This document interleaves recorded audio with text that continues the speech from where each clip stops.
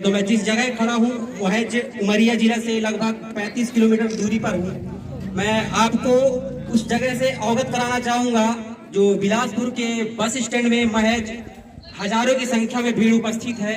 तो मैं अपने यहाँ से ललित भाई से जानना चाहूँगा कि ये भीड़ क्यों इकट्ठी है। ये भीड़ कटनी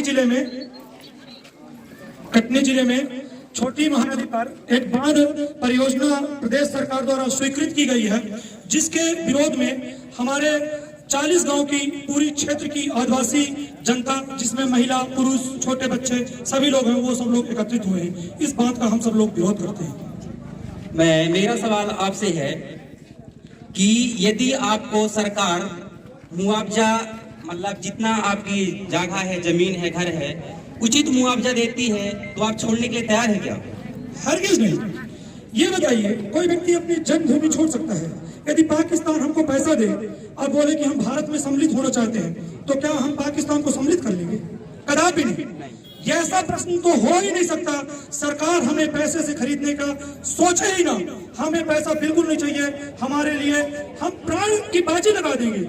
अमित शाह जी संसद भवन से कहते हैं कि 1 इंच जमीन नहीं जाने दूंगा। ठीक उसी प्रकार से हम भी 1 इंच जमीन नहीं छोड़ेंगे, अपनी जान दे देंगे।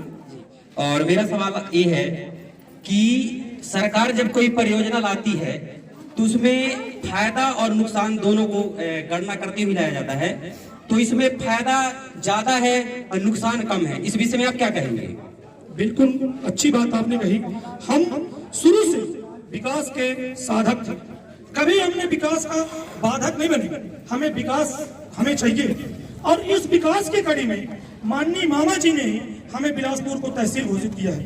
हम तो मामा जी के बहुत आभारी हैं। लेकिन अगर विकास की बात होती है, यदि 40 लोगों का समूह है और 40 लोगों को भूख लगी हुई है, तो क्या हम 80 लोग अगर उसमें हैं और 40 को भूख लगी हुई है, तो क्या 40 को हम मार देंगे? उनका कत्ल करके 40 लोगों की भूख पूरी करेंगे? कदापि नहीं। तो क्या आप किसी को अगर विकास देना चाहते हैं तो हमारे खून और लहू को ऊपर क्या विकास करेंगे? हमें आप उनका विकास करिए, हमें भी सिंचाई चाहिए, लेकिन ऐसा विकास नहीं कि हमारे क्षेत्र की जनता, अभी मेरे से पहले एक भाई बोल रहे थे, गरीब आदिवासी जनता है, कहाँ जाएगी जनता? बेघर हो जाएगी। जीवन की पूरी कमाई, जितनी जीवन की कमाई थी, पूरी कमाई उन्होंने लगा दी है, और अंतिम समय उनका आया है कि सुख से घर में रहेंगे, 2 रोटी खाएंगे। अब सुख का समय जब आया तो हमें उन्हें बेघर कर दिया जाएगा। वे तो घर से, गांव से बाहर नहीं जाएंगे, इसी गांव में उनकी मौत हो जाएगी। जी, बहुत बहुत धन्यवाद ललित भैया। मेरा 2 सवाल आपसे और रहेगा। एक सवाल तो रहेगा ही रहेगा, लेकिन जो अंतिम सवाल रहेगा वो पूरे बिलासपुर या कि पूरे आसपास के क्षेत्र के लिए रहेगा। तो मैं आपसे जानना चाहूंगा कि आपकी लड़ाई कब तक जारी रहेगी? हमारी लड़ाई जब तक माननीय मुख्यमंत्री जी बांध निरस्त की घोषणा नहीं करते और हमें लिखित कोई आश्वासन नहीं देते हैं, तब तक हमें लड़ाई लड़ते रहेंगे। और इस लड़ाई में कोई एक व्यक्ति नहीं है, न किसी व्यक्ति की लड़ाई है। यह लड़ाई हर व्यक्ति की है, हर बालक की है, हर महिला की है, हर पुरुष की है।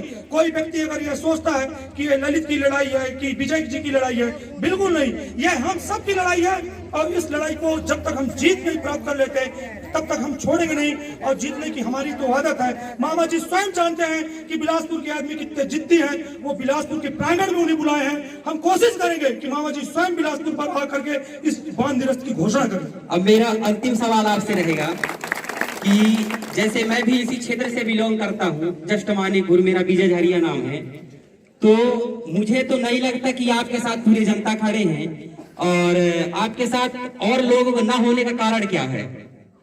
देखिए, और उस विषय में आप क्या कहेंगे जो लोग आपके साथ अभी नहीं खड़े हैं?